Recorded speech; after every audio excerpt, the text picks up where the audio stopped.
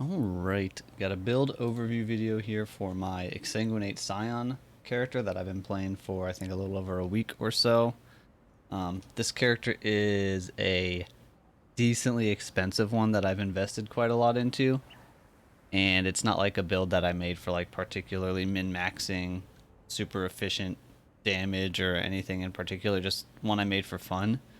So not going to go as in-depth probably on a lot of the specifics as some of my normal build overview stuff, but still going to kind of cover everything and go over what's making the build tick and the thought process behind the decisions and all that. But yeah, we'll start off with a nice map. This is a headhunter character. That was part of the reason I made it. The main things are headhunter and crystallized omniscience. So those right there kind of show a ton of the cost already. But then it's using Exsanguinate. I really like playing with Exsanguinate, and Exsanguinate with especially Awakened Chain in particular, you'll see just is a really clean mapper. And it's got pretty good damage. I mean, you can get some solid damage for sure by switching to Reap for bossing, which I'll go over a little bit later. But the Exsanguinate gets the job done for mapping.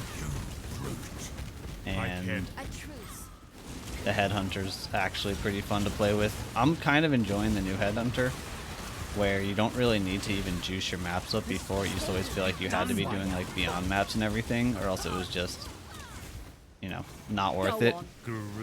Current Headhunter doesn't get as crazy as it used to, but at the same time you don't need to do as much to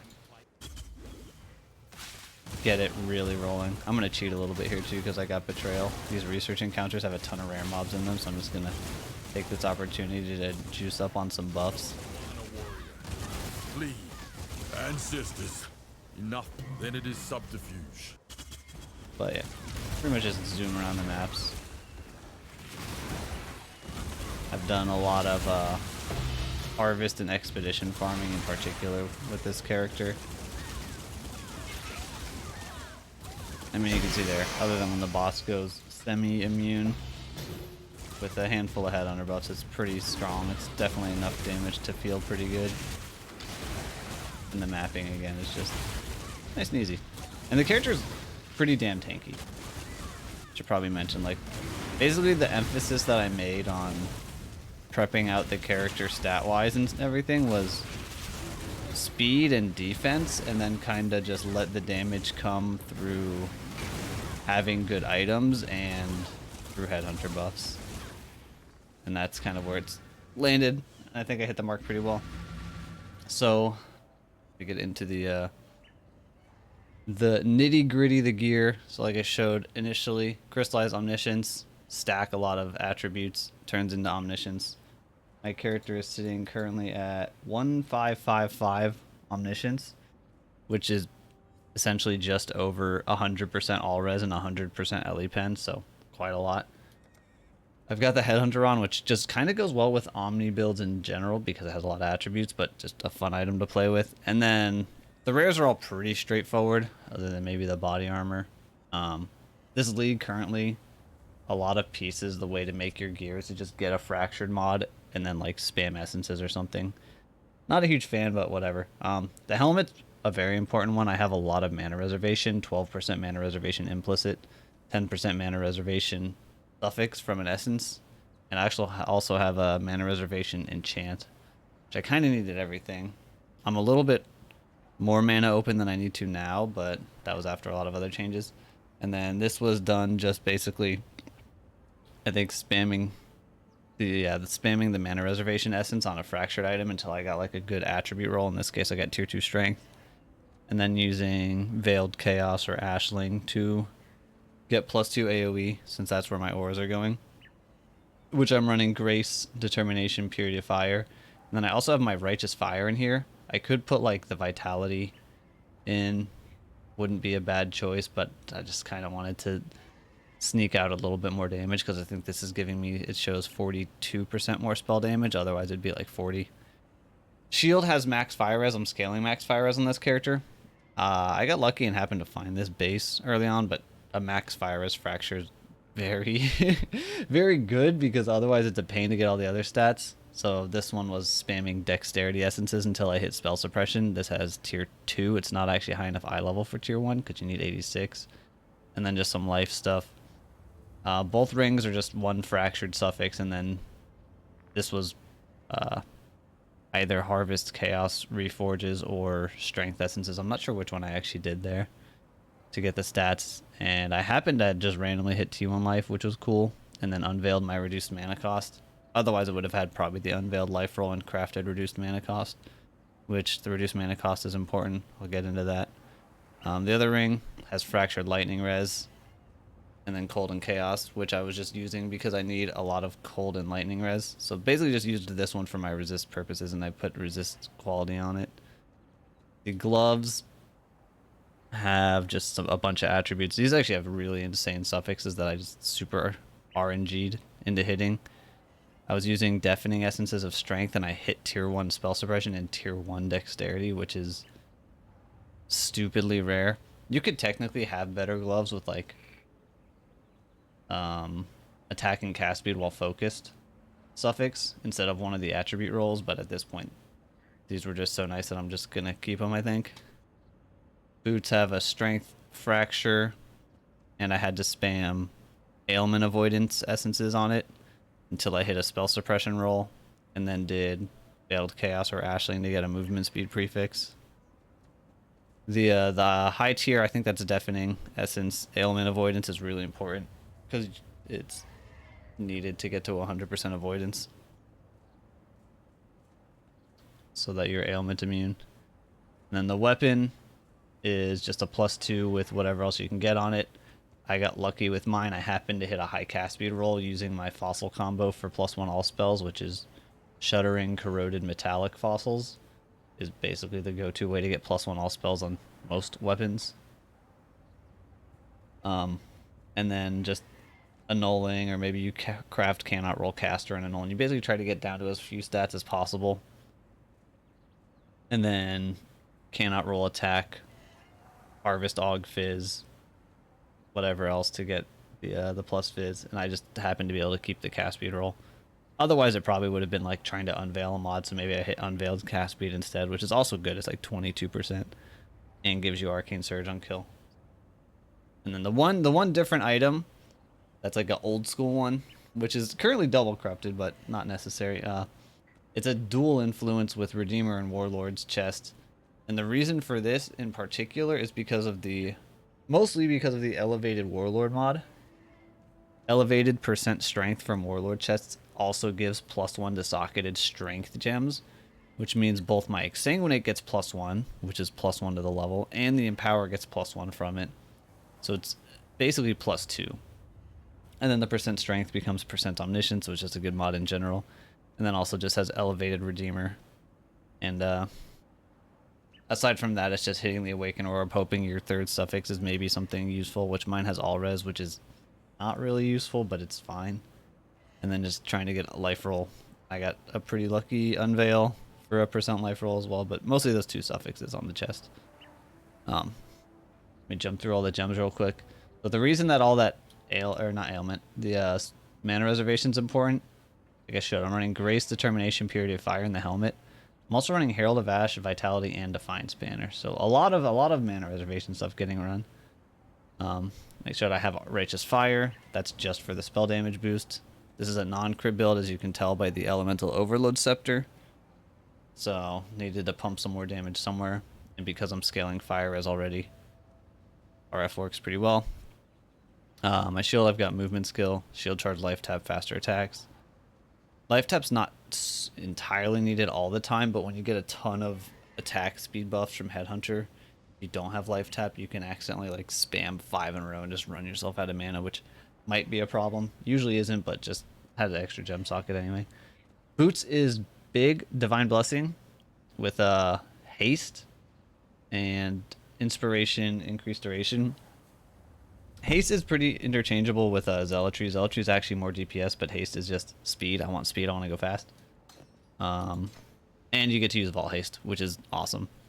But all 3 of these support gems, the Divine Blessing, the Duration, and the Inspiration, are alt quality. And all of these alt qualities actually give reduced mana cost. So I'm getting 5% reduced cost from the Divine Blessing. I'm getting an extra 10% from the Inspiration, and I'm getting a whopping 20% reduced cost from the Duration. So, plus the default amount of reduced cost that Inspiration has, that adds up to 69% reduced mana cost, which is nice. And that in combination with the reduced cost on my rings, bit of reduced cost on the passive tree from Tireless and a rare jewel. Maybe one other spot that I'm forgetting at the moment, but I think that's just about everything.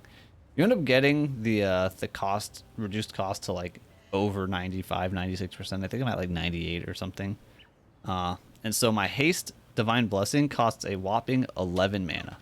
It's basically free, but a moment's respite? which is really good. And that's a usable thing in a lot of builds. It's really nice. And then finally the gloves, I've got my Flame Dash with Arcane Surge, and then cast no damage taken Molten Shell with Vol Molten Shell.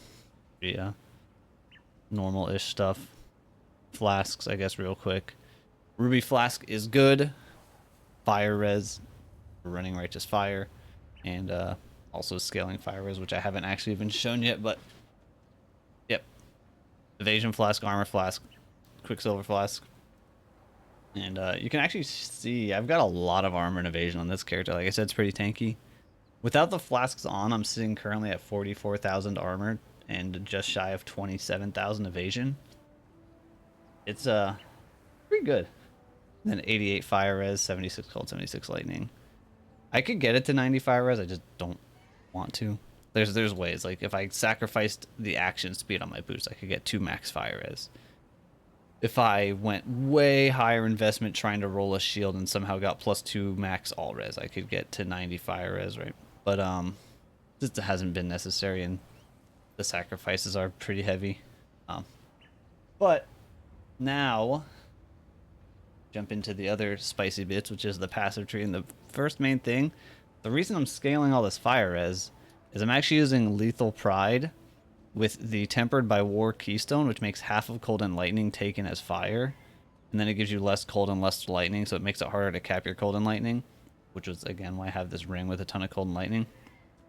But so I'm scaling fire res, but a bunch of my non-fire damage from cold and lightning is also being taken as fire,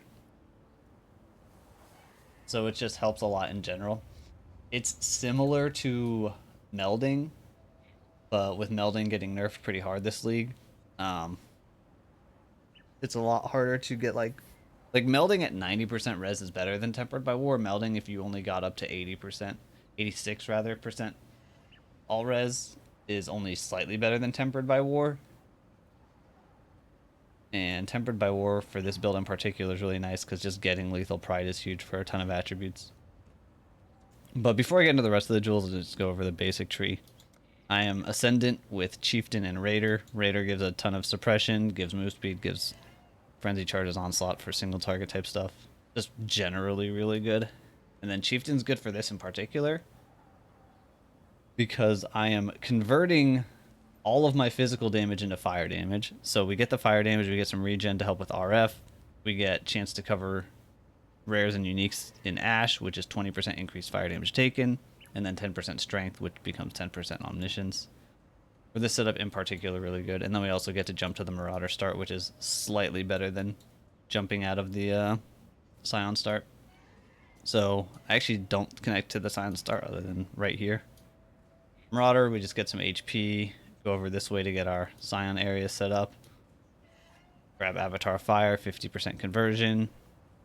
Magmatic Strikes, and then the Fire Mastery gets us up to 90% conversion. The last 10 comes from the Glove Craft, so we have 100% fire conversion. And then a lot of life, a lot of armor, a lot of regen all across this bottom bit. Get some attribute stuff, all the aura stuff for as much mana reservation as we can get. A little bit of max res, one cluster jewel, which the cluster jewel is really nice because Battle Hardened is insanely good. 30% evasion and armor with 35 fizz damage. Ironbreaker's okay. You kind of just have to take it because you can't get any of the other good nodes to be in the front here. This node in the back, Furious Assault, that I don't have at the moment is actually also really good, but I don't really have the points to get it because I'm actually using Creighton as my bandit, where I initially had planned to have just the 2 passive points. But I was thinking I would get a unveiled version of the ailment avoid on chest, so it would be like 35 instead of 25, and I'd be able to get to 100 that way. Ended up with a really good chest that doesn't have the unveiled version, and because it does have the 10% life unveil instead, just switched over to Creighton. It's actually not bad. If you're like a little bit away from ailment avoidance cap, Creighton gives 10% and then also gives 6% attack, cast, and move speed. So it's honestly pretty good.